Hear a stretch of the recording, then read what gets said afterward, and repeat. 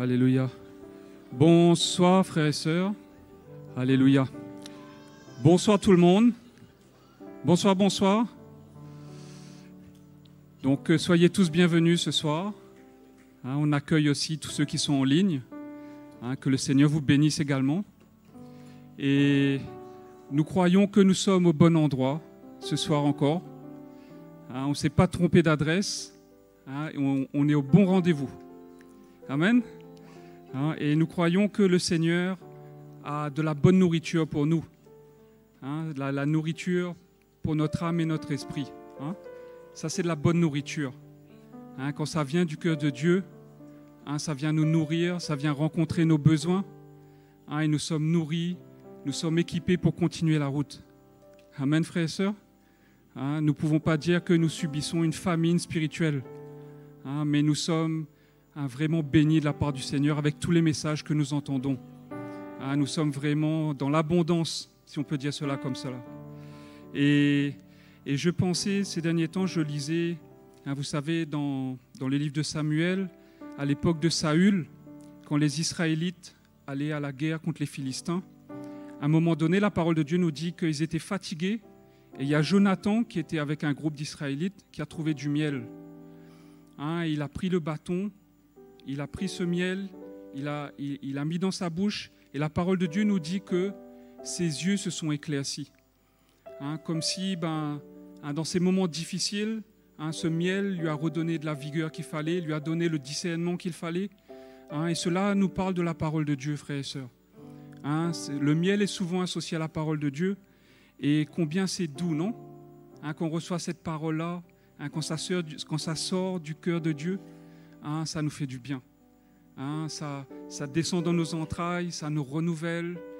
Dans le livre des Proverbes, il dit, au Proverbe 23, je vais juste lire sur ce petit verset, le Proverbe 24 au verset 13, il est dit « Mon fils, mange du miel, car il est bon. Un rayon de miel sera doux à ton palais. De même, connais la sagesse pour ton âme. Si tu la trouves, il est un avenir et ton espérance ne sera pas anéantie. » Amen, frères et sœurs.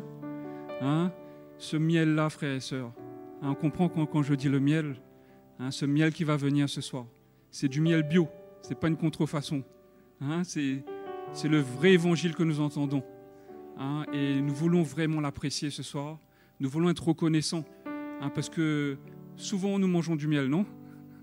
Chaque fois que je viens, moi, j'ai du miel en abondance. Mais si ce soir, vous passez des moments difficiles comme Jonathan, il dit qu'ils étaient épuisés, ils étaient fatigués, ils avaient besoin de quelque chose de la part du Seigneur. Et cela l'a renouvelé. Ses yeux se sont éclaircis. Et je crois que le Seigneur va encore ouvrir les yeux de notre cœur ce soir. Il va nous éclairer, il va nous donner toute la sagesse qu'il faut pour pouvoir persévérer avec lui. Quelle grâce de ne pas être livré à nous-mêmes, mais ce Dieu-là nous accompagne, il est fidèle, il ne nous lâche pas la main. Amen, frères et sœurs. Donc ce soir, allons nous lever, allons mettre ce moment devant le Seigneur, et ensuite on va le louer de tout notre cœur. Alléluia. Seigneur, nous nous tenons devant toi ce soir, Seigneur, avec un cœur reconnaissant. Seigneur, nous réalisons combien nous sommes privilégiés, combien nous entendons régulièrement ta parole. Et Seigneur, ce soir, nous ne voulons pas nous tenir en auditeurs oublieux, mais Seigneur, que nous puissions garder ta parole ce soir, que nous puissions l'apprécier, qu'elle rafraîchisse notre âme. Seigneur, tu connais les besoins de tout un chacun ce soir. Et Seigneur, tu sauras rencontrer les besoins. Ta parole est vivante, ta parole est fortifiante. Seigneur, nous voulons nous attendre à toi. Nous voulons mettre ces moments devant toi. Équipe ton serviteur encore pour nous parler. Et Seigneur, que tu puisses rafraîchir ton Église ce soir par ta parole, Seigneur. Merci, Seigneur. Amen. Nous venons pour glorifier ton nom. Nous venons pour glorifier ton nom. Nous venons pour glorifier ton nom. Nous venons pour glorifier ton nom. Jésus, tu es mon roi. Jésus,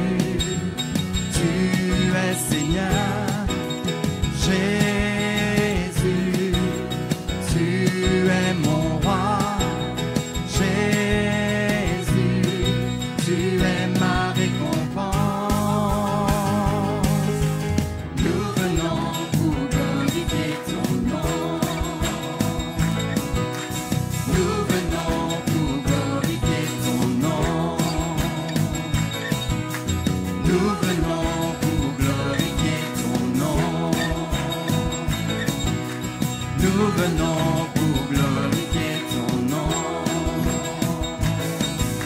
Jésus, tu es mon roi. Jésus, tu es Seigneur. Jésus, tu es mon roi.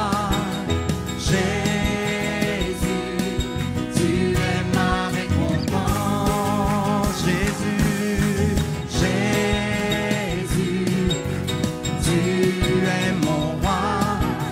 Jésus, tu es Seigneur. Alléluia, Jésus, tu es mon roi. Jésus, tu es ma récompense. Alléluia, Seigneur, nous te louons. Nous te louons, Jésus, cet après-midi. Nous te bénissons, Seigneur, Dieu Tout-Puissant. Alléluia. Moi, je ne sais pas pour vous, mais moi, j'ai décidé de suivre Jésus. Amen. Oui, j'ai décidé de suivre Jésus. Oui, j'ai décidé de suivre Jésus. Oui, j'ai décidé de suivre Jésus. Toujours plus loin, sans reculer. Oui, j'ai décidé.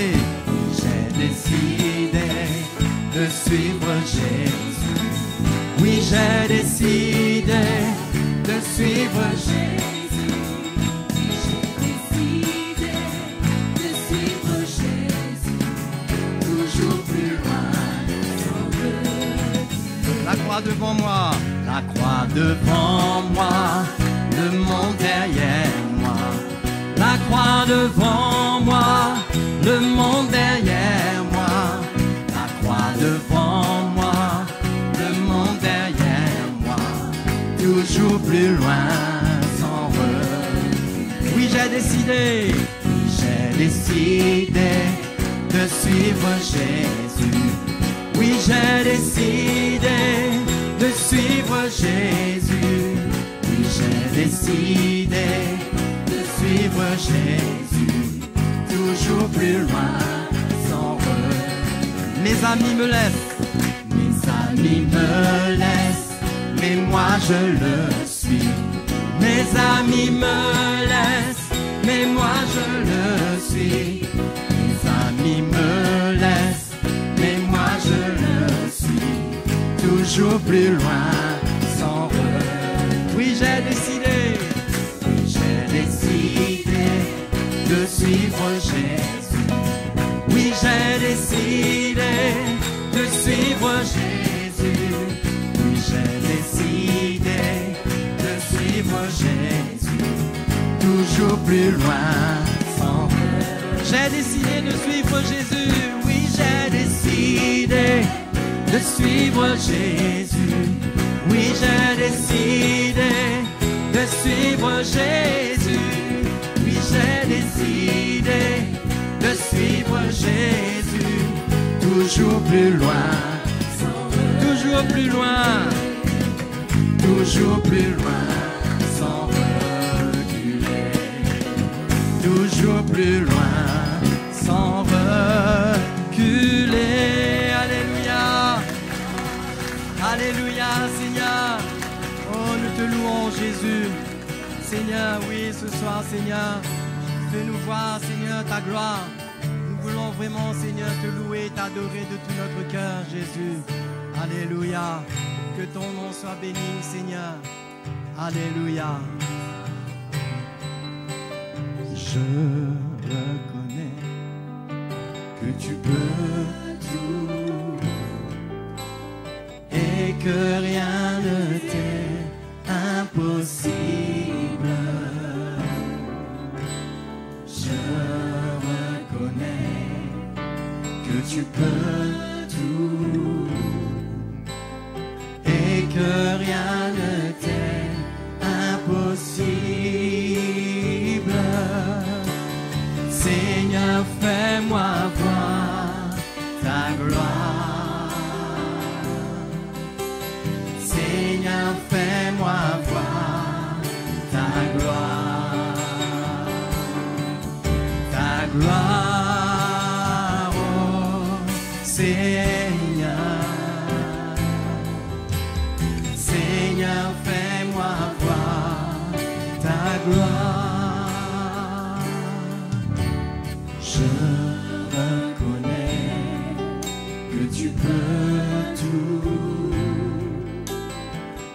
que rien ne t'est impossible. Je reconnais que tu peux tout et que rien ne t'est impossible. Seigneur, fais-moi voir ta gloire. Seigneur, fais-moi voir ta gloire. Ta gloire, Seigneur. Seigneur, fais-moi voir ta gloire. Seigneur, fais-moi voir ta gloire. Seigneur, fais-moi voir ta gloire. Seigneur, fais-moi voir ta Ta gloire, Seigneur. Seigneur, fais-moi voir ta gloire. Je reconnais que tu peux tout, Seigneur. Je reconnais que tu peux tout et que rien ne t'est impossible. Je reconnais que tu peux tout et que rien ne t'est impossible. Seigneur, fais-moi voir ta gloire. Seigneur, fais-moi voir ta gloire. Ta gloire, Seigneur. Seigneur, fais-moi voir ta gloire. Seigneur, fais-moi voir ta gloire. Alléluia. Oui, Jésus, mon roi. Ta gloire, oh Seigneur. Ta gloire, oh Seigneur. Seigneur, fais-moi voir ta gloire, oh Seigneur Jésus, ta gloire, oh Seigneur. Seigneur, fais-moi voir ta gloire, oh Seigneur. Seigneur, fais-moi voir ta gloire. Alléluia, Jésus. Alléluia, mon Dieu. Je me tiens devant toi, Seigneur, pour t'adorer. Oui, Jésus, mon Dieu. Tu peux tout accomplir, Seigneur. Tu peux tout faire en nous, Jésus. Mais nous venons pour t'adorer ce soir, Seigneur. Alléluia. Alléluia, Seigneur. Tu es là, Jésus. Nous venons pour t'adorer ce soir, Seigneur. Nous venons pour te rendre gloire, Seigneur Dieu Tout-Puissant. Alléluia. Nous venons pour l'adorer. Nous venons pour l'adorer. Nous venons pour l'adorer.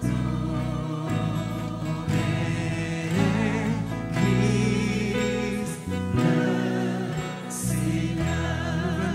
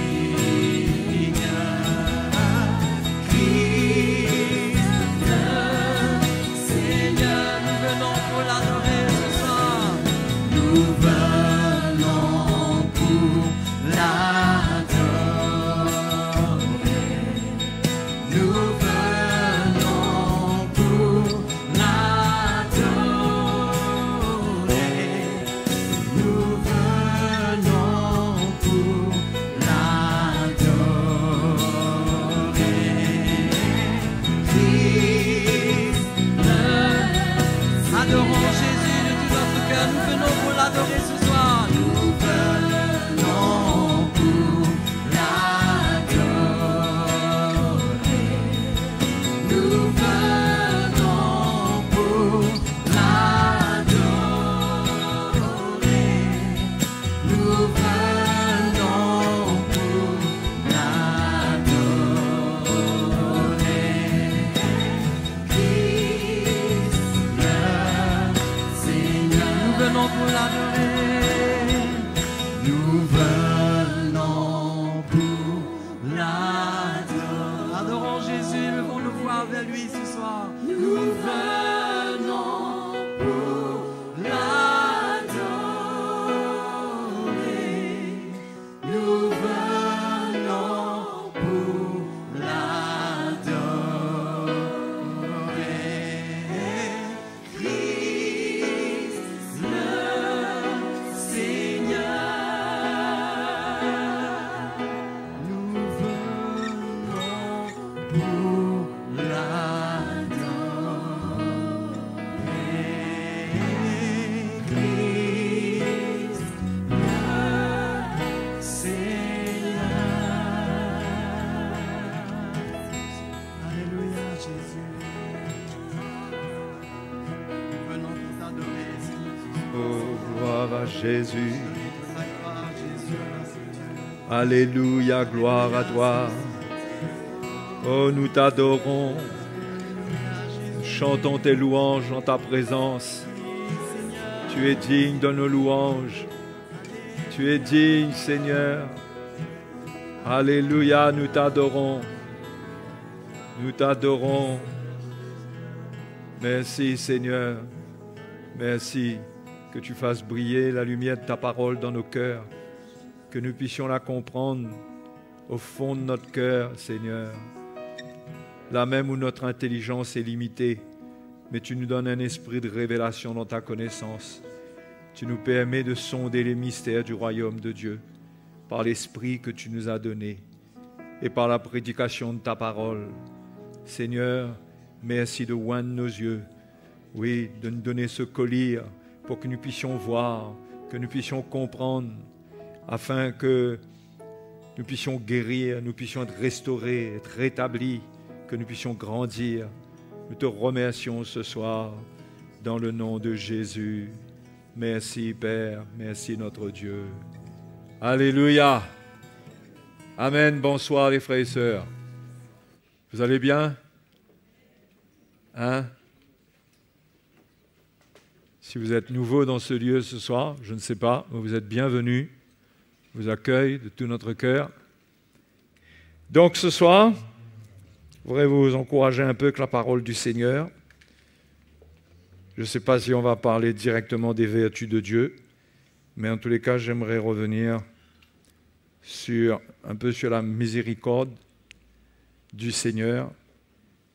Et quand nous traitons des vertus de Dieu, du caractère de Dieu, bien sûr que nous savons que ces choses ont été manifestées par Jésus, sont venues sur terre, et c'est une qualité de vie que Dieu veut nous donner, que le Seigneur veut nous donner. C'est sa qualité de vie en lui, c'est la promesse qu'il a faite, qu'en croyant en lui, en le suivant, on aura la vie en abondance. Cette vie en abondance, c'est la vie du Seigneur. C'est la vie éternelle, c'est la vie qui n'en finit pas. Les choses matérielles, c'est pour un temps. Hein? Mais les choses spirituelles, la vie du Seigneur, ce qui fait sa nature, son caractère, ce qu'il est de toute éternité, Dieu veut mettre cela en nous pour que nous puissions porter nous aussi son cœur pendant l'éternité. Amen. Et donc, c'est pourquoi j'ai à cœur de vous partager toutes ces choses concernant les vertus de Dieu. Mais je veux que vous réalisiez combien notre vie chrétienne, notre vie dépend de ce qui se forme dans notre cœur. Hein? Et si nous cherchons à connaître le Seigneur, c'est afin de l'imiter. Hein? C'est afin de le suivre en l'imitant, en devenant comme lui.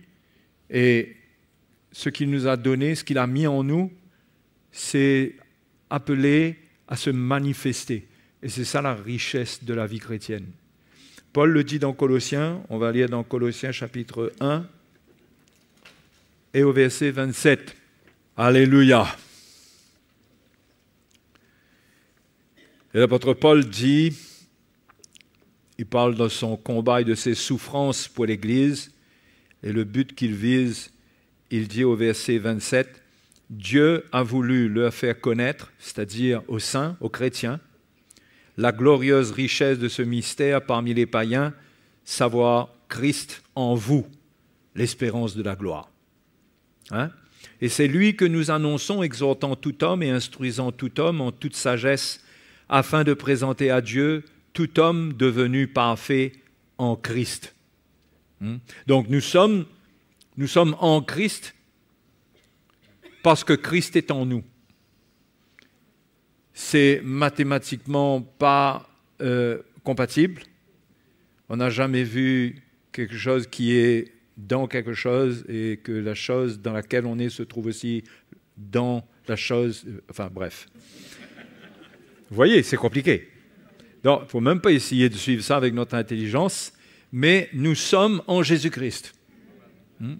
Depuis que Jésus est venu habiter dans notre cœur, nous sommes nés de nouveau, il vit en nous et nous sommes en lui. Et toutes les promesses, tout ce que Dieu nous promet, c'est en lui. C'est lui qui nous... C'est par sa présence, c'est par sa vie que nous avons l'héritage que Dieu nous donne dans la lumière avec tous les saints. Hein? Et donc, la vie chrétienne n'est pas une religion où l'on suit des préceptes, des principes, même si, d'une manière ou d'une autre, allons dire, il y en a, mais nous ne suivons pas Dieu de cette manière. Nous avons compris que la force de la piété, c'est avoir Jésus en nous. Nous allons pouvoir marcher d'une manière digne de Dieu en comprenant qu'il n'y a qu'un seul qui a marché d'une manière digne de Dieu, c'est Jésus.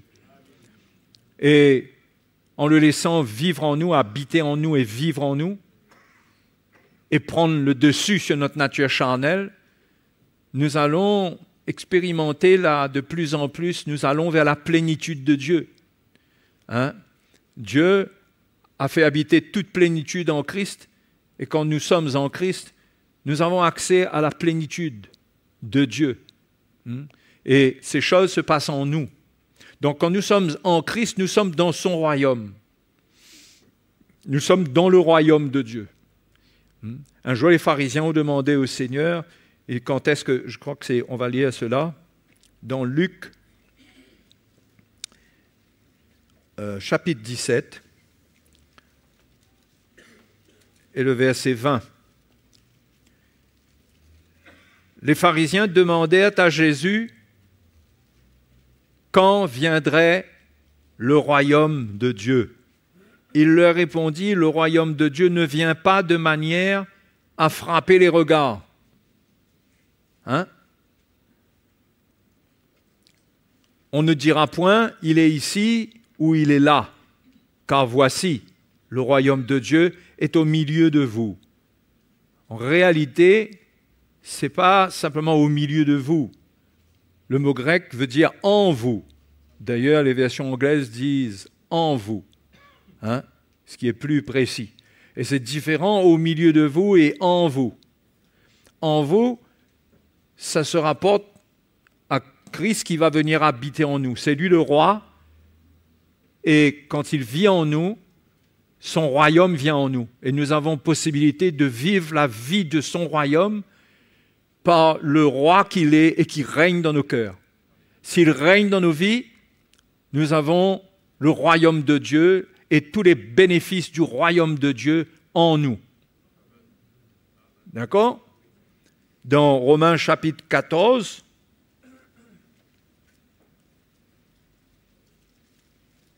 Romains 14 et le verset 17, l'apôtre Paul dit « Car le royaume de Dieu, ce n'est pas le manger et le boire, mais la justice, la paix et la joie par le Saint-Esprit. » Là encore, Le royaume de Dieu, ce n'est pas quelque chose qui se voit dans les choses naturelles. Ça ne vient pas de manière à frapper les regards. Même si il peut y avoir des changements un peu choquants dans le bon sens, quand quelqu'un se convertit, son visage, son regard peut s'illuminer parce qu'il a été pardonné, il y a une paix, il y a une joie. Mais le royaume de Dieu ne vient pas de manière à frapper le regard. Un jour, cela sera manifesté totalement. Mais aujourd'hui, nous qui croyons, on ne peut pas dire que le royaume de Dieu frappe les regards au milieu de nous. Nous avons affaire à des hommes, des femmes, des êtres humains, mais ce qui est extraordinaire, c'est que le royaume de Dieu est en nous. Et Paul dit que le royaume de Dieu, ce n'est pas le manger et le boire.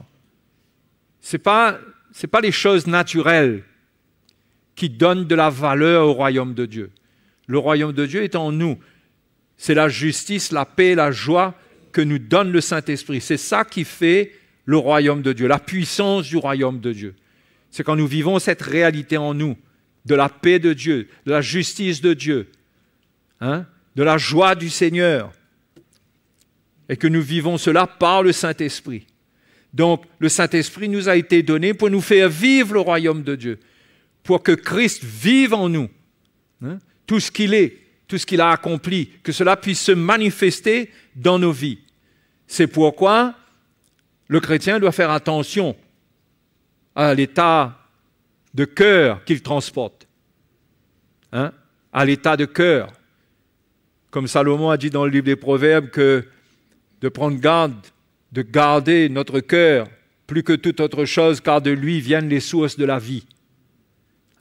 Et la vie du royaume de Dieu, ça coule en nous, dans notre cœur, par le Saint-Esprit qui nous a été donné. Donc, nous devons garder notre cœur et comprendre quelle vie nous sommes appelés à vivre dans notre cœur et être sensibles à ce qui se passe dans notre cœur. C'est important parce que sinon nous n'allons pas goûter à la paix, à la joie que le Saint-Esprit voudrait nous faire expérimenter, qui sont pour nous. Jésus a promis, il a dit « Je vous laisse ma joie, je vous la donne ». La paix, pareil, pas comme le monde la donne. Donc, c'est ça le royaume de Dieu. Et nous allons bénéficier de cela quand nous comprenons ce qui doit nous animer dans notre cœur, ce que nous devons aussi rejeter, et que nous apprenons quelque part à gérer notre vie intérieure. Bon, c'est pas très... ça fait un peu... c'est pas un langage vraiment chrétien, ce que je dis là dans un sens. C'est un peu, comment on appelle ça là, le New Age. C'est pas non plus faire des efforts sur soi-même. C'est pas ce que je veux dire, quand je parle de gérer. Mais on doit prendre conscience que Dieu nous a donné son esprit et si nous voulons marcher avec Dieu, nous devons donner de la valeur à la présence de l'esprit et au témoignage de l'Esprit de Dieu dans notre cœur. Et c'est comme cela que nous allons marcher selon l'Esprit. Nous allons obéir à l'Esprit et non pas à la chair. Et c'est par le Saint-Esprit que nous allons pouvoir nous garder. Ce n'est pas sur la base d'une philosophie de comprendre le bien et le mal simplement, mais c'est l'Esprit de Dieu qui gère toutes choses en nous et qui nous parle, qui nous avertit.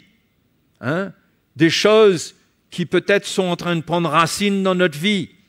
Il y a des témoignages de l'Esprit qui viennent. Le Saint-Esprit nous a été donné pour un ministère, pour nous conduire dans toute la vérité, pour que nous apprenions à garder notre cœur pur et à hériter de cette vie, à la vivre, non pas hériter la vie seulement à venir. Paul dit par exemple que la piété, elle a la promesse de la vie à venir, mais aussi de la vie présente. Les deux. Vie présente et vie à venir. La piété, c'est-à-dire on a une vie où on est en communion avec Dieu, on obéit à l'Esprit, on grandit dans cette obéissance, On cherche à être agréable au Seigneur. Cette vie, cette réponse de cœur qu'on donne à Dieu, eh bien, ça nous garantit des promesses, la réalisation de promesses de la part de Dieu. La promesse ultime, c'est la vie éternelle, quand nous serons pleinement dans le royaume de Dieu, sans la chair. Mais il y a aussi les promesses de la vie présente, ce dont nous avons besoin présentement. Premièrement, présentement, spirituellement, et même notre vie naturelle sur la terre. Comment tout cela dépend de l'état de notre cœur. Donc, un chrétien, il doit prendre garde, il doit soigner l'état de son cœur, s'édifier, et faire ce que la parole de Dieu lui demande pour que son cœur fonctionne bien. Vous comprenez ce que je veux dire là? Ça fait un peu quoi de sport peut-être, mais pour que son cœur, son esprit fonctionne bien, qu'il soit en bonne santé à l'intérieur de lui-même. Et il y a une chose, au moins une chose, qui est importante que je vais vous faire découvrir, dont on a parlé, mais que je veux revenir dessus, c'est l'état de cœur miséricordieux. Miséricordieux.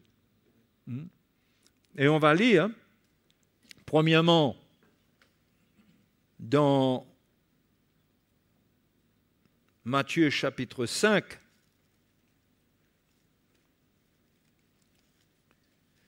savez, on peut mettre des superlatifs sur tout.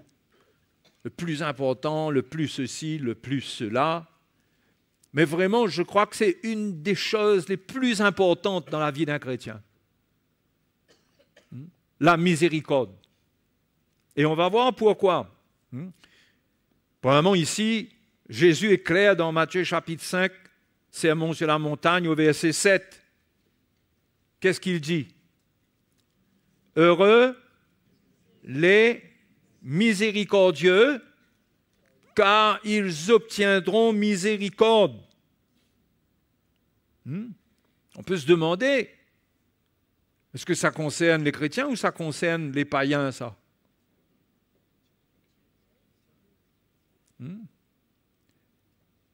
Moi, je crois que ça concerne le chrétien. Parce que le païen, quand on est païen, on n'est pas sauvé, on n'obtient pas le salut parce qu'on est miséricordieux. On est sauvé par la grâce, on est sauvé en croyant dans le Seigneur, en se repentant de nos péchés. D'accord? Donc, obtenir miséricorde ici, Jésus est en train d'enseigner ici un style de vie qui repose sur un état de cœur du chrétien. Depuis le verset 3, il y a une série de heureux, et on peut voir que ça parle d'un état intérieur, les pauvres en esprit, les affligés, les débonnaires. On peut lire, heureux les pauvres en esprit, quand le royaume des cieux est à eux. Ils s'emparent du royaume des cieux, de cette manière-là.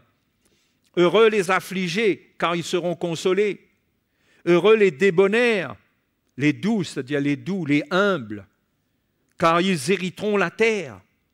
Je ne crois pas que ça veut dire, ça parle seulement d'hériter la terre plus tard.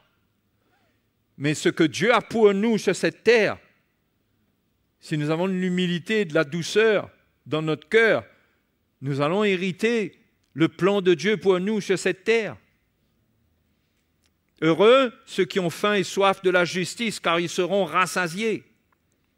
Heureux les miséricordieux, car ils obtiendront miséricorde. Heureux ceux qui ont le cœur pur, car ils verront Dieu. Heureux ceux qui procurent la paix, car ils seront appelés fils de Dieu. Heureux ceux qui sont persécutés pour la justice. Ça parle de ceux qui vivent pour Dieu. Ils sont persécutés pour la justice. Et dans ce lot-là, le Seigneur dit heureux les miséricordieux, car ils obtiendront miséricorde.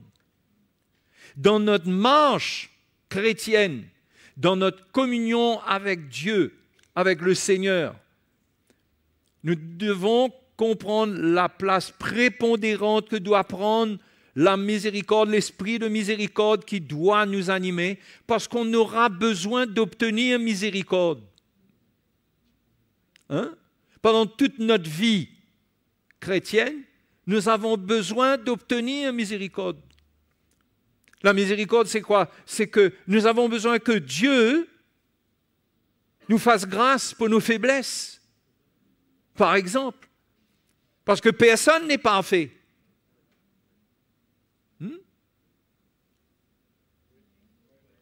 Ouais, rassurez-moi, vous êtes OK, vous êtes de bonnes personnes, mais la perfection, ça m'étonnerait. Hein? Et s'il n'y a pas de perfection, il y a donc des imperfections. Les imperfections, c'est quoi? C'est tout ce qui émane de la chair et qui se traduit par le péché, parfois, dans nos paroles, dans nos pensées, dans nos œuvres. Et ça, le chrétien, ça fait partie de sa vie. Ça ne domine pas sa vie, mais c'est sa vie. Il porte avec lui la nature de sa chair, et cette chair le trahit. Cette chair ne le conduit pas dans la voie de Dieu. Cette chair-là s'oppose même à l'esprit. L'Épître aux Galates nous enseigne. Hein? Elle s'oppose à l'esprit. Les deux sont opposés entre eux. La chair et l'esprit. OK? Donc, comment c'est important pour nous d'avoir un état de cœur qui nous permet de trouver grâce. Ce n'est pas juste prier au nom de Jésus, au nom de Jésus, parce que la Bible dit que Dieu résiste aux orgueilleux, et là encore, il parle aux chrétiens. On peut utiliser le nom de Jésus, certains utilisent même le sang de Jésus, ils vont même plus loin, je ne sais pas comment. Je me souviens d'un temps, on plaidait le sang de Jésus, mais ce n'est pas ça qui garantit à un chrétien qu'il va trouver miséricorde, il va trouver grâce. Ce n'est pas parce qu'on utilise le nom de Jésus, puisque Dieu résiste aux orgueilleux. On pourra crier le nom de Jésus autant que l'on veut, mais il y a un état de cœur qui doit être en nous, qui est agréable à Dieu. Et je vous encourage à méditer tous ces Matthieu chapitre 5, là, à bien regarder, parce que c'est l'état de cœur brisé, affligé. On a faim et soif des choses de Dieu, de la justice. On veut vivre une vie de justice, une vie qui est agréable à Dieu. On ressent notre misère. Et Jésus dit cela, heureux sont-ils, le royaume de Dieu est à eux. Et heureux les miséricordieux, car ils obtiendront miséricorde. Parce que pendant qu'ils ont faim et soif de la justice, il y a aussi de l'injustice qui se manifeste. Et ils auront besoin de la miséricorde. Et comment le Seigneur assure l'exaucement, qu'il va répondre, qu'il va faire grâce, qu'il va accorder sa miséricorde? C'est sur la base de la miséricorde que nous exerçons en tant que chrétiens. C'est écrit, ce n'est pas un truc légaliste. Donc, ça montre que c'est important. C'est pourquoi je vous ai enseigné concernant la miséricorde du Seigneur. Parce qu'il faut le connaître comme le Dieu de miséricorde, parce qu'on veut le connaître pour l'imiter, pour devenir comme lui. Et on doit comprendre que si cela anime son cœur et que Jésus vit en nous, ça doit être quelque chose de fort dans le royaume de Dieu. Ça doit vivre en nous, ça doit vivre au milieu de nous. La miséricorde. Un état de cœur qui pardonne rapidement, qui fait du bien. Il y a quelqu'un qui a enseigné, qui a écrit sa lettre, beaucoup basée sur le sermon sur la montagne, c'est Jacques. Si vous allez dans Jacques, chapitre 2,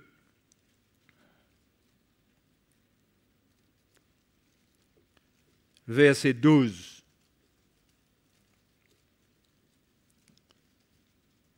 Jacques dit, « Parlez et agissez comme devant être jugés par une loi de liberté. » Nous sommes donc jugés par une loi de liberté. Nous, la loi qui existe en Christ, c'est une loi pour rendre libre. C'est une loi de liberté. Et nous sommes jugés d'après cette loi, ce qui veut dire d'après la manière que nous vivons cette loi. Et de quoi il parle? Il dit au verset 13, « Car le jugement est sans miséricorde pour qui n'a pas fait miséricorde. La miséricorde triomphe du jugement. C'est-à-dire concernant les choses qui ne vont pas dans notre vie et pour lesquelles nous avons besoin de l'aide de Dieu. Concernant les injustices que nous souffrons aussi. Nous avons besoin de la miséricorde de Dieu et que la miséricorde de Dieu triomphe du jugement que nous méritons. Parce que nous tous, si on doit être jugés d'après notre nature charnelle, d'après ce qui arrive, souvent on croit qu'on a raison, mais quand Dieu regarde dans le fond, il trouve aussi notre part de responsabilité.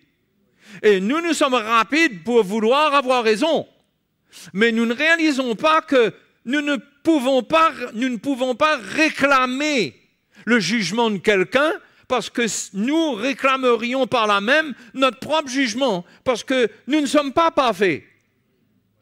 Donc, si nous prenons la liberté de juger, nous ne réalisons pas, mais nous faisons retourner le doigt que nous pointons vers l'autre, vers nous-mêmes. Hein? C'est pourquoi Jacques dit « Parlez et agissez comme devant être jugés par une loi de liberté ». Faites attention à ce que vous dites et à ce que vous faites. Parce que dans la liberté que le Seigneur vous a donnée, vous avez été rendu libre, vous usez de cette liberté-là. Dans cette liberté-là, eh bien, ce que vous allez dire, ce que vous allez faire, ça va servir de base pour vous-même.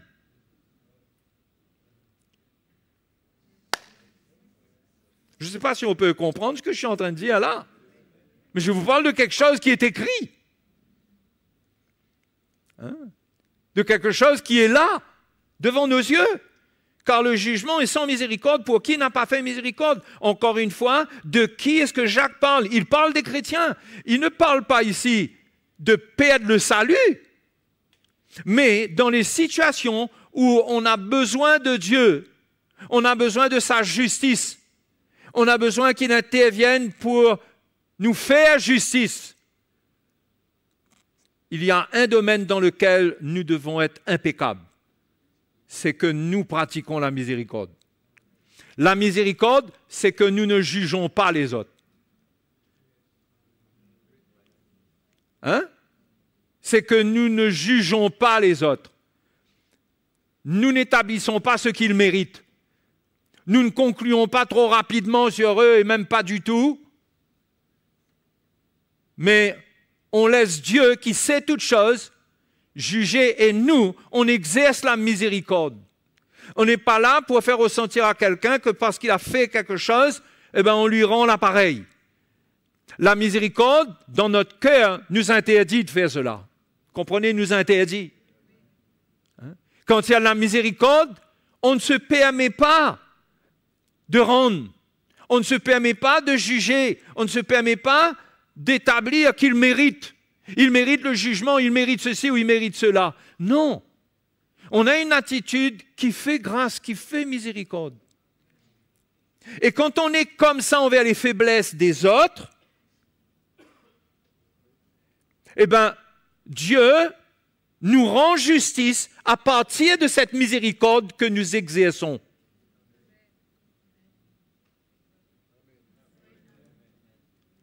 Parce que la miséricorde, c'est que gratuitement, sans que la personne ne mérite quoi que ce soit, nous lui faisons du bien, nous pardonnons, nous relâchons.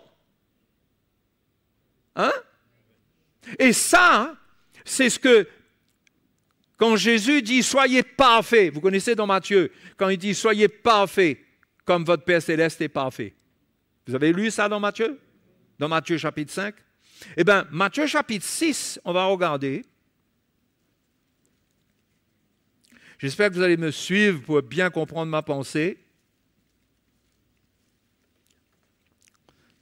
Dans Matthieu chapitre 6,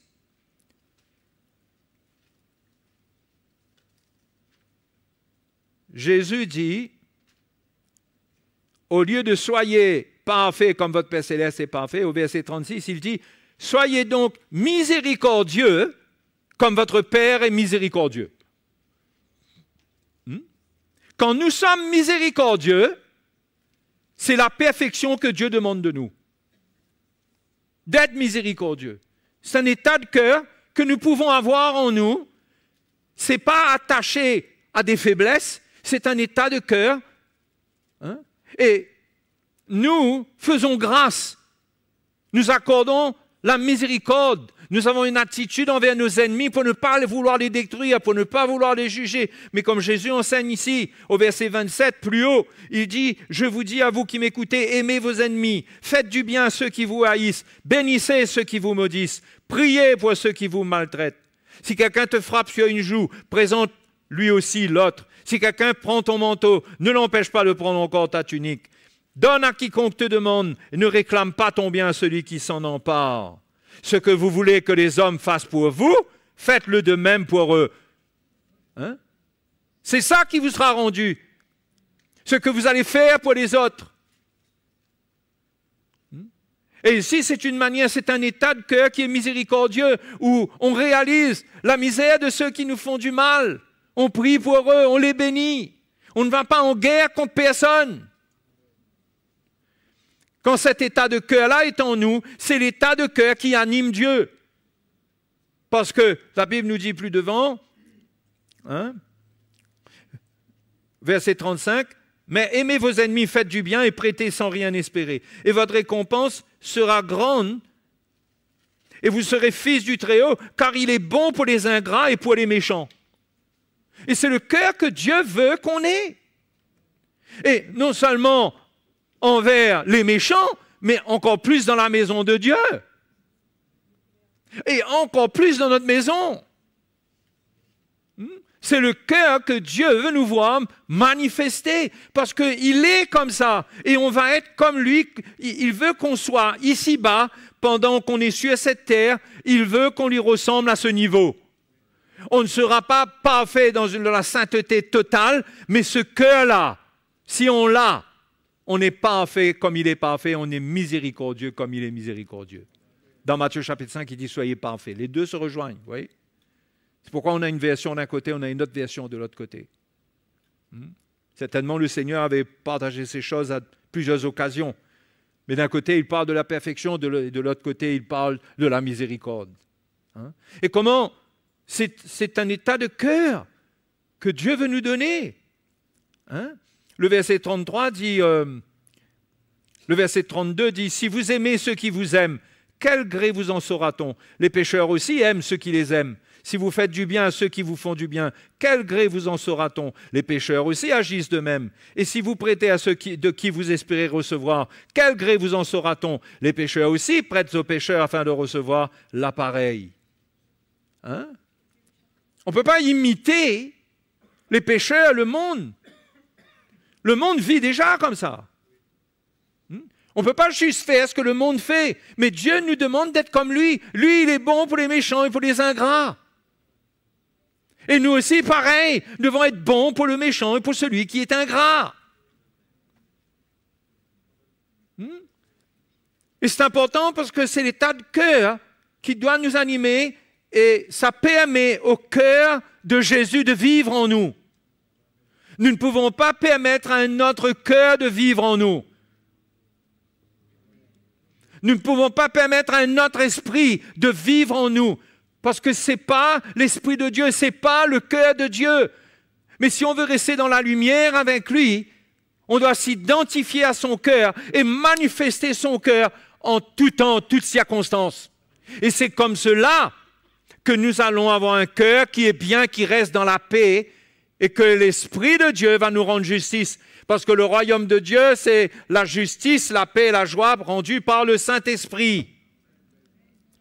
Et l'Esprit de Dieu en nous, c'est toute chose. Il connaît notre vie, il connaît nos pensées, il connaît nos attitudes, il sait ce qui nous anime quand nous faisons quelque chose. Et croyez-moi, la justice rendue par le Saint-Esprit, elle est impeccable, elle ne rate jamais. Cette justice, c'est quoi? C'est que ce que nous semons, nous moissonnons dans le temps où nous sommes en train de vivre. C'est pourquoi Paul dit « Travaillez à votre salut avec crainte et tremblement ». Ne croyez pas que parce que vous êtes des enfants de Dieu, tout est gagné pour votre vie, tout va être facile. Et vous allez rendre votre vie compliquée si vous n'obéissez pas à l'Esprit de Dieu, si vous endurcissez votre cœur. Le contraire de la miséricorde, c'est l'endurcissement. Si au lieu d'être miséricordieux, vous êtes dur, cet endurcissement va vous priver de ce que Dieu veut manifester au travers de vous. Et vous-même, vous allez être privé. Et vous pouvez être chrétien, oui, né de nouveau, oui, mais vous pouvez perdre les bénéfices du royaume de Dieu. Perdez pas le salut, mais vous perdez la paix et la joie. Parce qu'à l'intérieur de vous, vous ne vous alignez pas avec le cœur du Seigneur. Vous voulez manifester votre justice. Hein? Et le verset 37 nous dit quoi après? Jésus dit, ne jugez point. Avant, il dit, soyez donc miséricordieux comme votre Père est miséricordieux. Et là, il dit, ne jugez point et vous ne serez point jugés. Ne condamnez point et vous ne serez point condamnés. Absolvez et vous serez absous. Pardonnez et vous serez pardonnés. Donnez et il vous sera donné. Et on versera dans votre sein une bonne mesure, serrée, secouée et qui déborde. Car on vous mesurera avec la mesure dont vous vous serez servi. On versera dans votre sein, dans votre esprit, dans votre cœur. Certains disent que ça fait rapport avec la robe du juif qui fait de cela un petit récipient pour recevoir la farine ou recevoir les grains et tout ça, et qu'il allait transporter ça. Hein. Mais en votre sein, cela parle de l'intérieur de nous-mêmes. Dieu veut verser une mesure serrée, secouée et qui déborde. Il parle de ce qu'il a promis en Jean chapitre 10, verset 10, la vie en abondance. Je suis venu afin que mes brebis aient la vie et qu'elle l'ait en abondance. Et dans les moments où nous souffrons le plus, où la vie est le plus difficile pour nous, c'est dans ces moments-là que nous avons besoin de cette abondance de sa vie. Parce que la victoire est dans sa vie.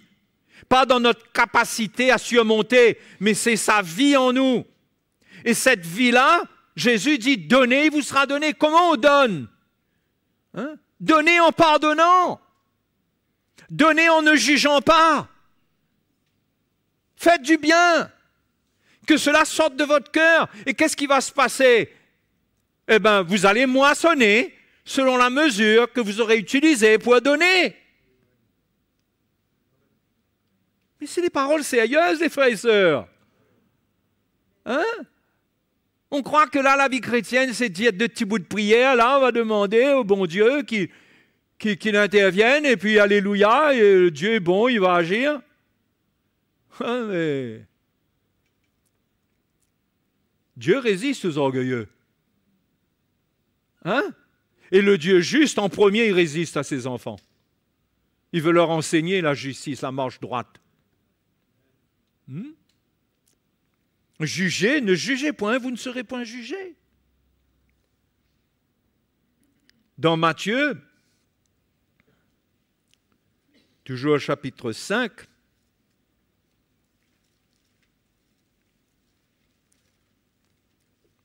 verset 21. Ça va? Vous me suivez? Pas seulement le son, hein? Mais vous suivez, vous comprenez, vous saisissez, ça vous éclaire. Vous savez, on a enseigné dans le monde chrétien beaucoup de techniques pour être exaucé dans la prière, dans beaucoup de choses, sans réaliser la place de la justice dans la vie du chrétien. Et il y a eu un extrême où on a pris la justification comme moyen d'avoir tout ce qu'on veut. Mais que deviennent ces portions d'écriture qui traitent de notre vie, là? Il y a des choses qui sont écrites où Dieu juge. Dieu juge ses enfants. Il ne les condamne pas, il les juge. Il leur montre ce qui n'est pas bon. Et s'ils ne réagissent pas comme il faut, il les châtie. Il ne faut pas oublier ça. Je vois que ça impose silence, ce que je suis en train de dire. Mais on va lire le verset 21. Vous avez entendu qu'il a été dit aux anciens. Intéressant, pour les anciens, le mot c'est archaïos, aux archaïques. Non, le mot archaïos veut dire vraiment vieux. Ça n'a rien à voir avec les anciens de l'Église. Tu ne tueras point. Celui qui tuera est passible de jugement. Mais moi, je vous dis que quiconque se met en colère contre son frère est passible de jugement. Que celui qui dira à son frère Raka mérite d'être puni par le Sanhédrin. Et que celui qui lui dira insensé mérite d'être puni par le feu de la géhenne. Donc, vous voyez que Jésus présente dans quel cas on mérite. On ne mérite pas seulement quand on a tué. Hein? On ne mérite pas la géhenne simplement parce qu'on a tué. On mérite la géhenne en se mettant en colère. Il parle de mérite. Il ne parle pas qu'on va aller dans la géhenne. Il dit qu'est-ce qu'on mérite quand on dit certaines choses, quand on a un certain état de cœur. Voilà ce qu'on mérite. Vous comprenez? Mais gloire à Dieu, nous ne sommes pas sous la condamnation. Mais Jésus expose ce qu'on mérite. Verset 23. Si donc tu présentes ton offrande à l'autel et que là tu te souviennes que ton frère a quelque chose contre toi, hein? Laisse là ton offrande devant l'autel et va d'abord te réconcilier avec ton frère. Alors, vous voyez, on emmène notre offrande, et quand on amène notre offrande, le Saint-Esprit parle à notre cœur. Il parle à notre cœur. Il nous montre, il nous rappelle qu'il y a un problème. Hein? Et là, nous venons pour servir le Seigneur et on dirait que, pas on dirait, mais le Seigneur nous arrête. Il dit là, laisse ça là. Va d'abord te réconcilier. Hein? C'est pareil pour notre foyer. On va faire quelque chose et Dieu nous rappelle qu'il y a un problème dans la maison qui n'est pas réglé. Et ça sert à quoi de persister avec le témoignage de l'Esprit ou contre le témoignage de l'Esprit qui nous demande de régler les choses? Tu te souviens que ton frère a quelque chose contre toi. Peut-être parce qu'il y a eu justement ce qu'on a lu avant, il y a eu des paroles blessantes. Hein? Soit des paroles qu'on a dites ou des paroles qu'on a reçues, mais il y a eu des échanges et il y a eu un brouillage dans l'esprit et il y a un problème dans l'esprit, dans les cœurs. OK? Donc là, il se souvient par l'esprit, bien sûr. Donc, va d'abord te réconcilier avec ton frère. N'endurcis pas ton cœur quand le Saint-Esprit te parle. Parce que c'est important que tu fasses les choses avec un état de cœur qui plaît au Seigneur et que tu n'es pas en train de faire des choses avec ton orgueil parce que tu veux faire des choses et tu fais comme si de rien n'était, ce qui est de l'orgueil. Va d'abord te réconcilier. Accorde-toi promptement avec ton adversaire parce qu'il y a un adversaire dans l'esprit, ce n'est pas le diable. C'est ton frère. Il y a une affaire qui n'est pas claire. Peut-être toi, tu n'as pas réalisé, tu l'as blessé, mais l'Esprit de Dieu peut te faire ressentir qu'il y a quelque chose qui s'est passé en lui là, que tu ne peux pas laisser comme ça. Donc, va régler ça. Pourquoi? Pour qu'il ne demeure pas ton adversaire. C'est pas bon dans le royaume de Dieu d'avoir des adversaires. Accorde-toi promptement avec ton adversaire pendant que tu es en chemin avec lui. Pendant que tu es dans l'église, pendant que tu es avec lui. Accorde-toi avec lui. Il y a un désaccord qui est venu. Il y a quelque chose qui a pris les cœurs, qui est en train de diviser les cœurs, là. Accorde-toi promptement avec ton adversaire pendant que tu es en chemin avec lui, de peur qu'il ne te livre au juge et que le juge ne te livre à l'officier de justice et que tu ne sois mis en prison. Ah, il y a une prison alors pour les chrétiens. Oui, il y a une prison. C'est écrit. Quelle est cette prison? Elle est faite de barreaux, cette prison-là. Pourtant, il y a une prison. De peur que tu ne sois mis en prison. Moi, je crois que ta prison, c'est ta chair. Tu vas être prisonnier d'elle. Ah, oui, tu vas être prisonnier d'elle. Tu vas être prisonnière. Les barreaux de cette prison, de ta chair, ce sont tes faiblesses qui vont te résister, qui vont demeurer, et tu ne vas pas pouvoir t'en sortir parce que tu n'as pas de miséricorde envers les faiblesses des autres. Tu ne pardonnes pas. Sérieux? Hein?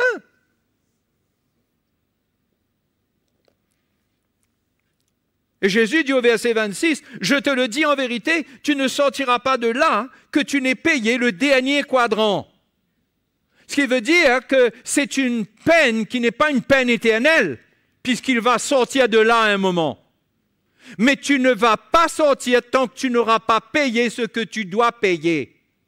Dans la justice de Dieu, on paye quand Dieu nous juge. On ne paye pas par un esprit de condamnation, mais sans qu'on le sache, Dieu nous résiste. Et quand Dieu nous résiste, nous sommes dans une prison, nous sommes bloqués.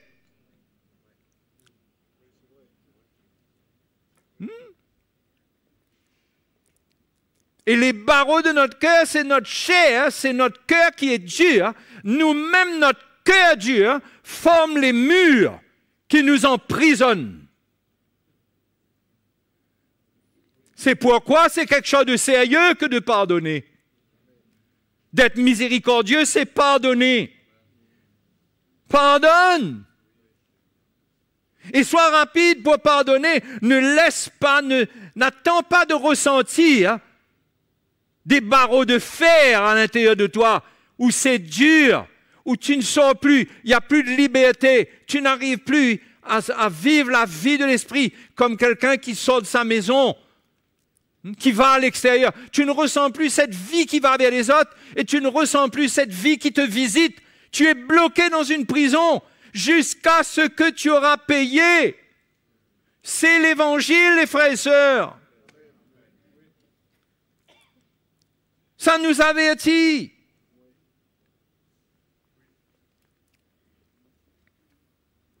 Ah.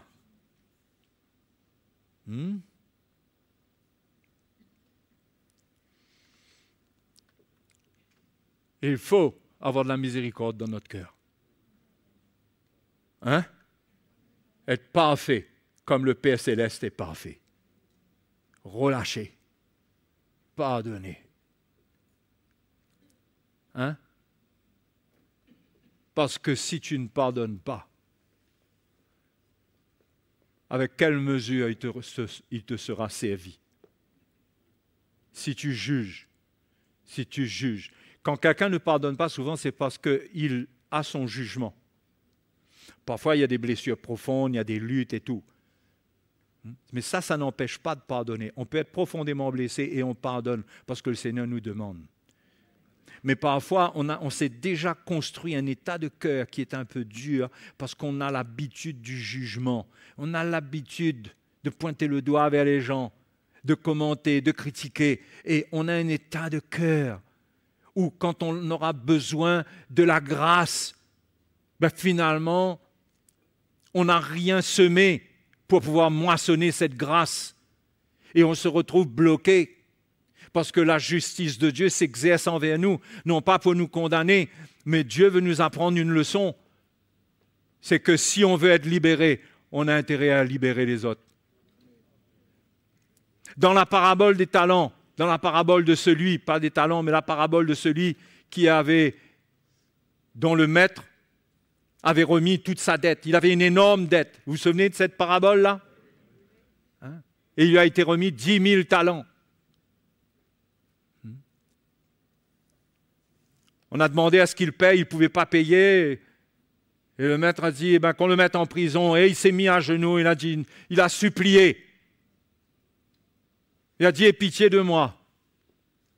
À chaque fois, je mélange, est-ce que c'est le maître ou est-ce que c'est le roi?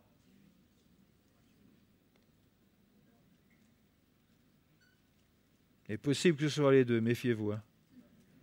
Matthieu 25. C'est 25 ça?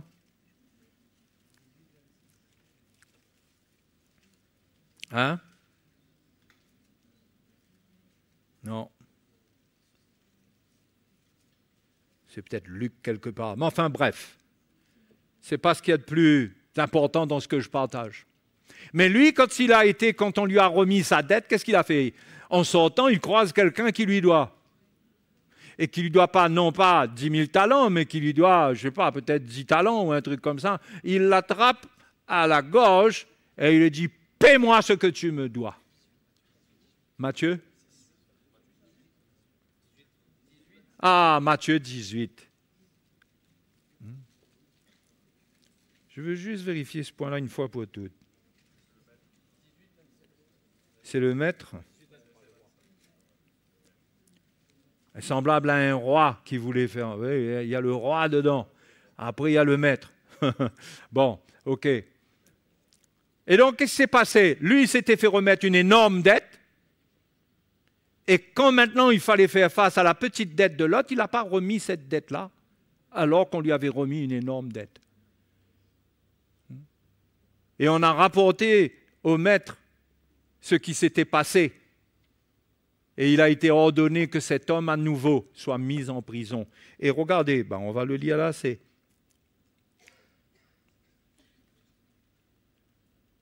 On va lire à partir du verset 28. Après qu'il fut sorti, ce serviteur rencontra un de ses compagnons qui lui devait 100 deniers. Pouf! C'est même pas 10 000 talents. Il le saisit et l'étranglait en disant « Paie ce que tu me dois ». Son compagnon se jetant à terre le suppliait, disant « Aie patience envers moi et je te paierai ». Mais l'autre ne voulut pas et il alla le jeter en prison jusqu'à ce qu'il ait payé ce qu'il devait. Ah! Ses compagnons, ayant vu ce qui était arrivé, furent profondément attristés et ils allaient raconter à leur maître tout ce qui s'était passé. Alors le maître fit appeler ce serviteur et lui dit « Méchant serviteur, je t'avais remis en entier ta dette parce que tu m'en avais supplié. Ne devais-tu pas aussi avoir pitié de ton compagnon comme j'ai eu pitié de toi ?» C'est la miséricorde. Et son maître, irrité, le livra au bourreau jusqu'à ce qu'il ait payé tout ce qu'il devait. Ce qu'il a fait à l'autre, c'est ce qui a été ordonné pour lui. Et c'est toujours jusqu'à ce qu'il ait payé tout ce qu'il devait. C'est ainsi que mon Père céleste vous traitera si chacun de vous ne pardonne pas à son frère de tout son cœur. Hein? Ça, c'est des paroles sérieuses que tous les chrétiens, nous tous, devons prendre à cœur et de comprendre que ce qui nous fait marcher dans la liberté chrétienne, dans la joie, dans la paix, c'est que nous pratiquons la miséricorde. Ce n'est pas le niveau de faiblesse que nous avons. Nous pouvons avoir des faiblesses dans notre vie sans marcher dans le péché, mais nous pouvons ressentir que nous sommes faibles, que nous avons des manquements. Le problème n'est pas là. Le problème, c'est comment tu fais face aux autres lorsqu'ils t'offensent. Comment est-ce que tu réagis par rapport à leurs offenses, par rapport à leurs problèmes? Si tu réagis en ayant pitié, en pratiquant la miséricorde, arrivera le jour où toi, tu viendras devant le maître avec tes problèmes et là, il te sera rendu ce que tu as fait. Dieu te dira, tu as exercé, manifesté la miséricorde envers les autres. Je te fais grâce à toi aussi. Pas de prison. Pas de prison, pas de blocage. Hein? La pratique de la miséricorde, mes frères et sœurs, c'est sérieux. Parce que c'est une façon de... C'est un état de cœur dans lequel on vit. Qui nous fait bouger dans une communion avec Dieu parfaite, malgré ce que nous sommes dans nos faiblesses. Et ça fait aussi qu'on ne marche pas dans un esprit de condamnation. Parce que comme nous ne regardons pas aux défauts des autres pour les condamner, Dieu ne regarde pas aux notes pour nous condamner.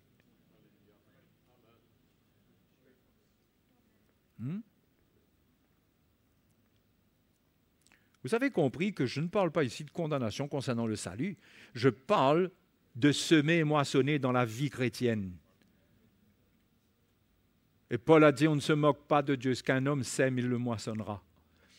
Mais qu'est-ce qui arrête ça? C'est la repentance. C'est la repentance. Non? Hein? Si quelqu'un réalise sa misère, il réalise qu'il est comme ça. Il se repent. Eh bien, toutes les conséquences sont annulées sur sa vie parce que Dieu voit son cœur. Il y a une repentance, c'est vrai. OK? Mais les conséquences spirituelles à l'intérieur de lui, je ne parle pas des conséquences dans la vie. Il y a des choses qui peuvent avoir des conséquences dans la vie. Mais les conséquences spirituelles à l'intérieur de lui-même ne va pas se former une prison. Il est relâché parce qu'il relâche. Hein? Est-ce que c'est sérieux d'apprendre ça?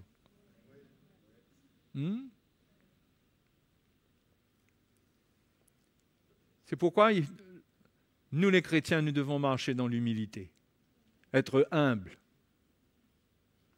et de faire attention au légalisme. Parce que le légalisme construit des jugements en nous. La loi, l'esprit légaliste, c'est œil pour œil, dent pour dent. Et ça, c'est dangereux pour le chrétien. Parce que œil pour œil, ça continue avec œil pour œil. Et œil pour œil jusqu'à ce qu'il n'y a plus d'œil. Et Paul dit aux Galates, prenez garde quand vous mordant les uns les autres, vous ne vous dévoriez les uns les autres et que vous ne soyez détruits les uns par les autres. Le légalisme, c'est dangereux. On ne s'édifie pas avec la loi. On s'édifie dans l'amour de Dieu. On se maintient. Jude dit, maintenez-vous dans l'amour de Dieu. On se maintient dans l'amour de Dieu. Et on marche dans l'amour de Dieu. On exerce la miséricorde. Et le chrétien doit exercer la miséricorde non seulement face aux offenses, mais il doit vivre cette miséricorde par rapport aux besoins des autres. Il doit donner de sa vie. Ça crée en lui un état de cœur qui est fertile, qui est ramolli, qui permet aux choses de l'esprit d'être bien plantées, de pousser. Il va hériter les bénédictions spirituelles que Dieu a pour lui. Ça va se manifester. Ça ne va jamais détruire les semences qui ont pris son cœur. Parce qu'il œuvre envers son prochain. Tu aimeras ton prochain comme toi-même. Et quand il œuvre de cette manière, il se construit l'état de cœur du Seigneur qui est venu donner sa vie. Mais s'il ne donne pas sa vie, Jean dit dans 1 Jean chapitre 3, verset 16, il dit, si Jésus a donné sa vie, nous aussi nous devons donner. Si nous avons connu l'amour par le fait que Jésus a donné sa vie, nous aussi nous devons donner notre vie pour les frères. Et si nous fermons nos entrailles, si nous voyons notre frère dans le besoin et nous lui fermons nos entrailles, comment l'amour de Dieu demeurera-t-il en nous? C'est quoi fermer ses entrailles? C'est que notre cœur s'endurcit. Il n'y a pas de miséricorde. La pratique de la miséricorde, être sensible de cœur envers notre prochain et en priorité envers les frères en la foi, c'est important parce que ça fait vivre Christ en nous. Christ doit vivre en nous, c'est-à-dire que Christ vit en nous à la manière qu'il a donné sa vie. Eh bien, il continue à vivre en nous, il continue à donner sa vie pour les autres au travers de nous. Est-ce que vous avez compris ça? Et quand nous faisons cela, la vie du royaume, elle est réelle en nous. Nous bénéficions de la paix du Seigneur, de la joie du Seigneur. Nous sommes bien dans notre cœur, malgré les troubles extérieurs, malgré des choses qui peuvent arriver. Mais au-dedans de nous, nous devenons inébranlables parce que notre état de cœur ne repose pas sur ce qui se passe extérieurement, mais elle repose sur ce que nous vivons à l'intérieur de nous. Et quand nous marchons dans la miséricorde, nous marchons dans la perfection avec le Seigneur, notre cœur est fortifié par sa grâce et affermi. et nous devenons bien de plus en plus. Mais un chrétien qui est exercé à répondre au mal par le mal, il est exercé à dire ce qu'il ne faut pas dire. C'est sa vie. Il détruit, il trompe son cœur, comme dit Jacques. Il détruit ce qui est en lui, ce que Dieu lui a donné lui-même. Il détruit ce terrain fertile que le Seigneur a mis en lui lorsqu'il est né de nouveau. Il va être endurci. Il se met des cailloux dans le cœur. Rien ne va pousser dedans. Il va être malheureux. C'est pourquoi la vie chrétienne consiste à prendre notre croix. C'est-à-dire, il vaut mieux souffrir l'injustice plutôt que de s'endurcir, répondre, agir mal et que cela endurcisse notre cœur. Parce que si notre cœur s'endurcit, nous perdons les bénéfices du royaume de Dieu pour nous. Amen.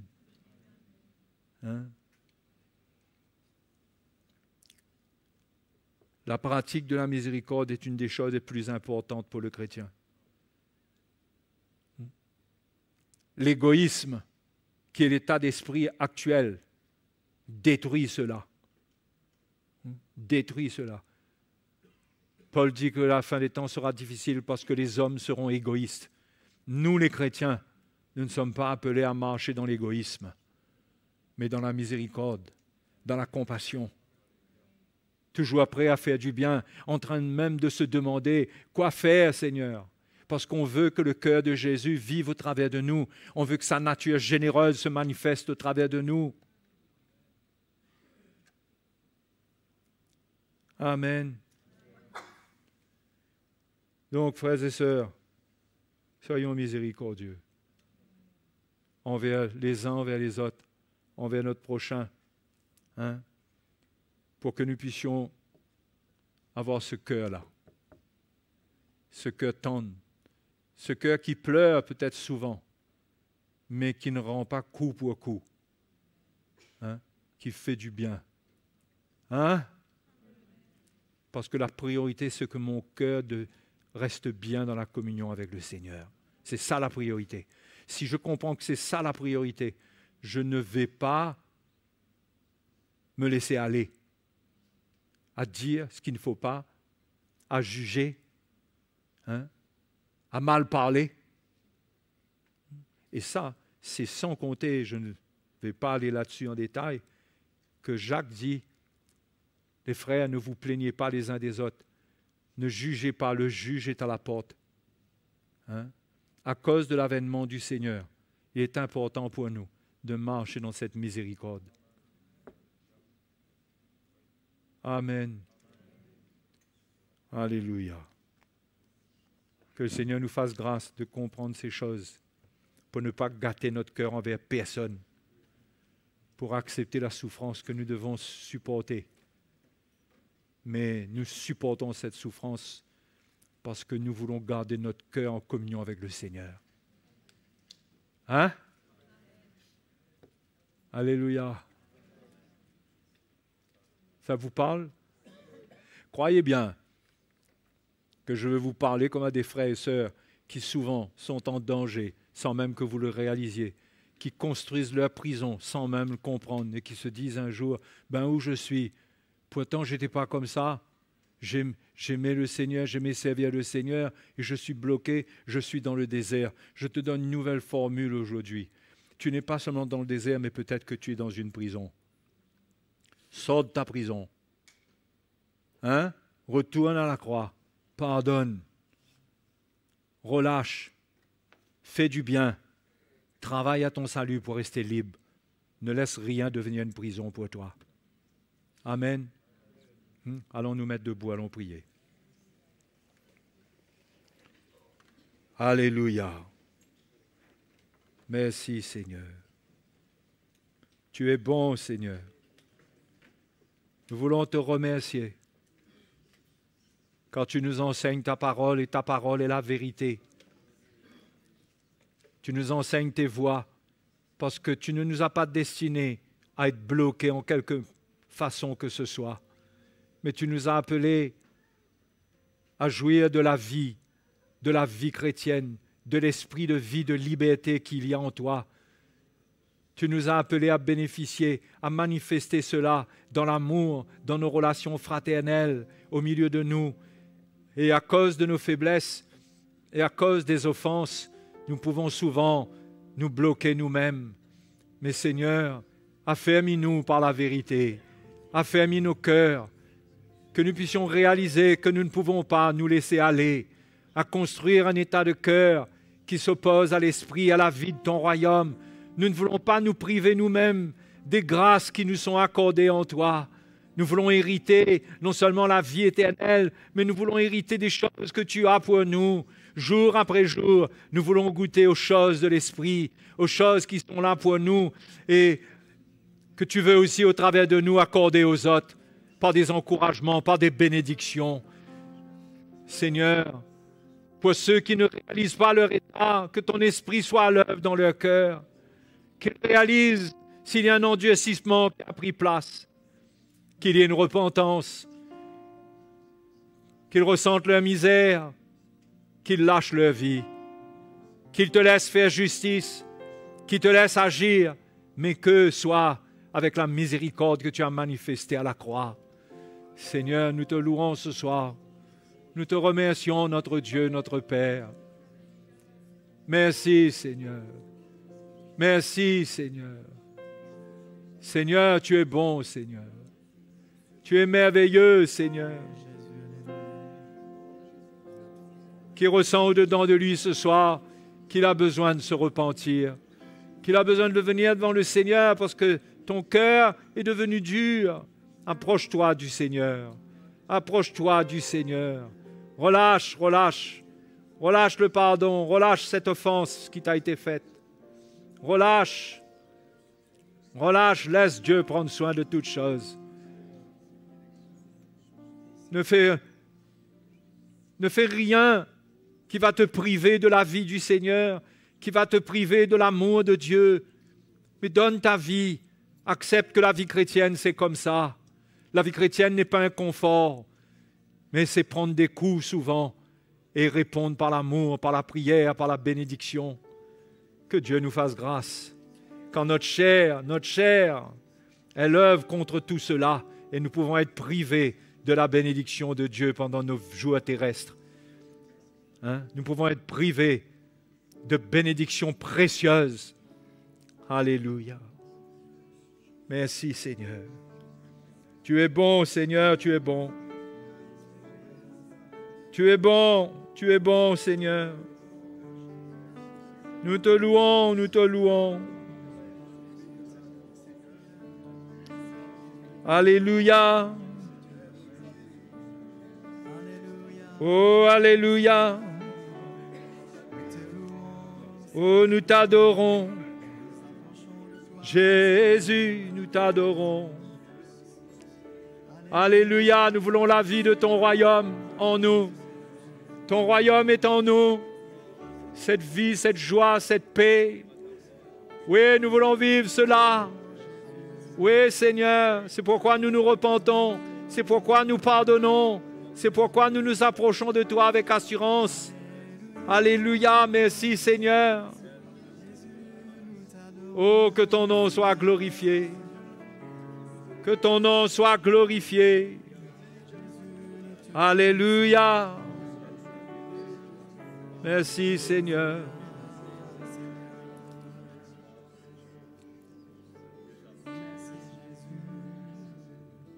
Merci Seigneur. Alléluia. Nous voulons nous approcher de toi ce soir. Oh, Shodobolabadelebewe. Alléluia. Approche-toi de lui et ouvre-lui ton cœur. Jésus est mort pour toi. Il veut te libérer.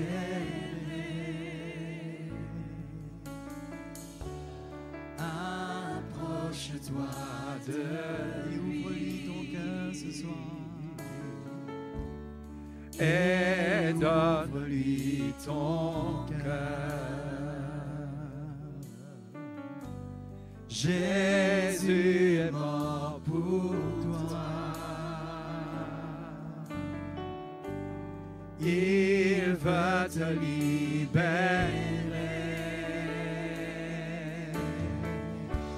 Chantons Alléluia.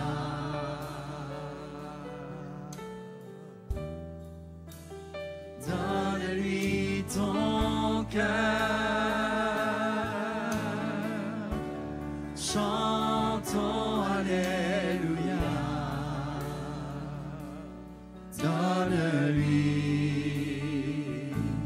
ton cœur. Approche-toi de lui. Approche-toi de lui. Et donne-lui ton cœur. Jésus est mort pour toi. Il veut te libérer. Approche-toi de lui. Approche-toi de lui. Et donne-lui ton cœur. Jésus est mort pour toi. Il veut te libérer.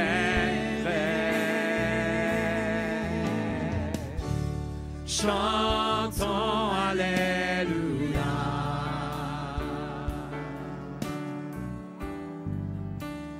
Donne-lui ton cœur. Chantons Alléluia. Donne-lui ton cœur. Chantons Alléluia. Chantons Alléluia.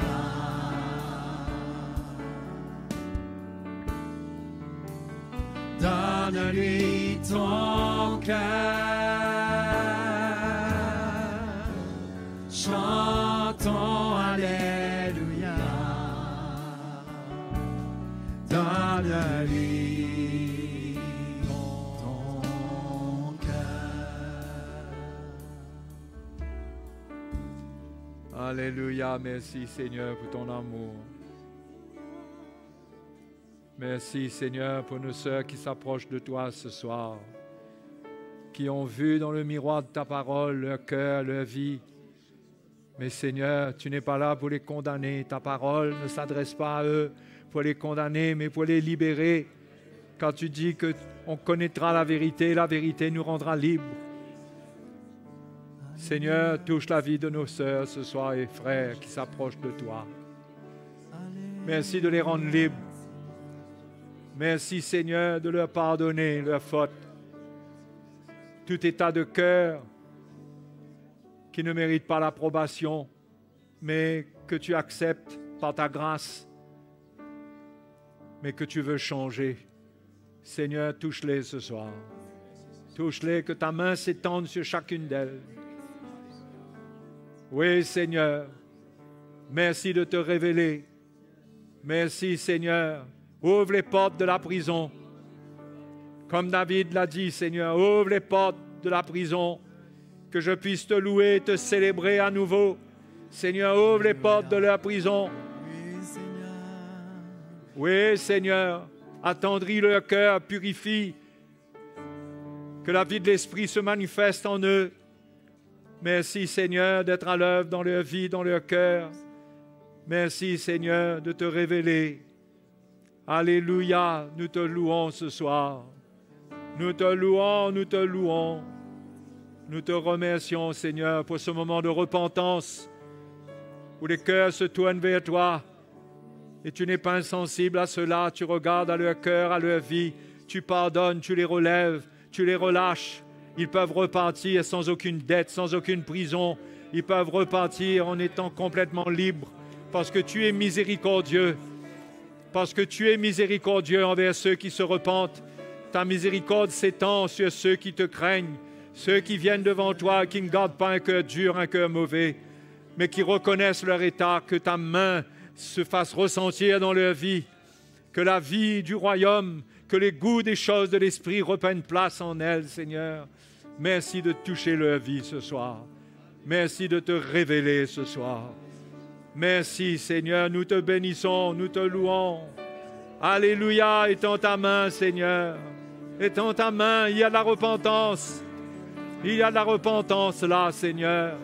Les cœurs qui se tournent vers toi, qui sentent leur misère. Mais toi, Seigneur, ta miséricorde s'étend sur eux. Ta main s'étend sur eux.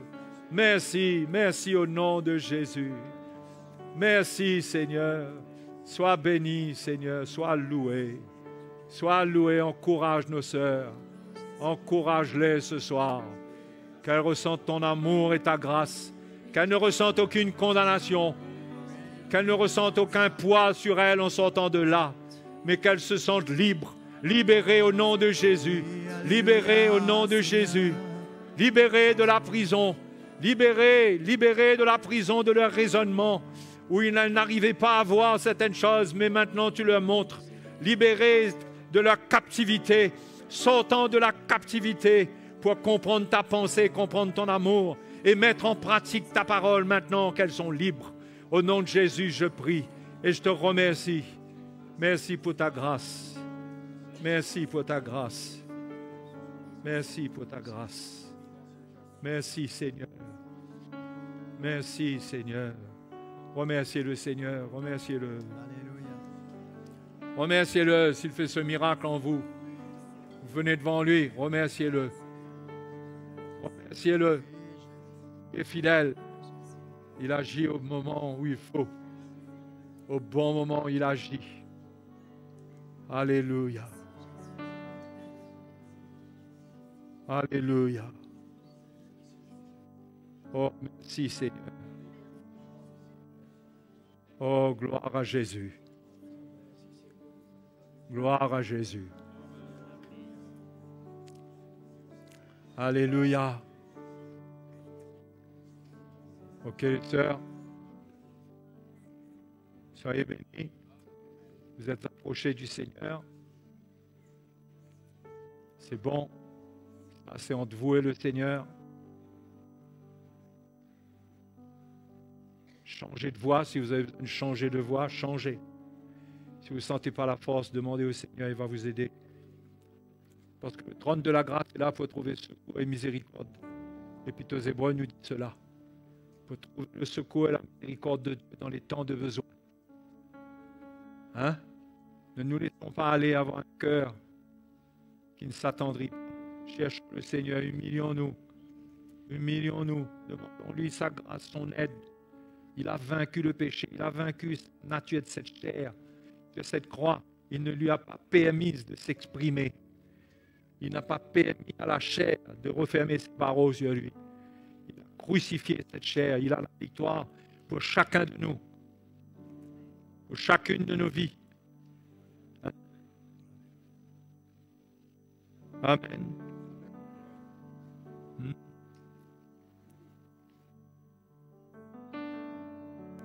OK? Ça va?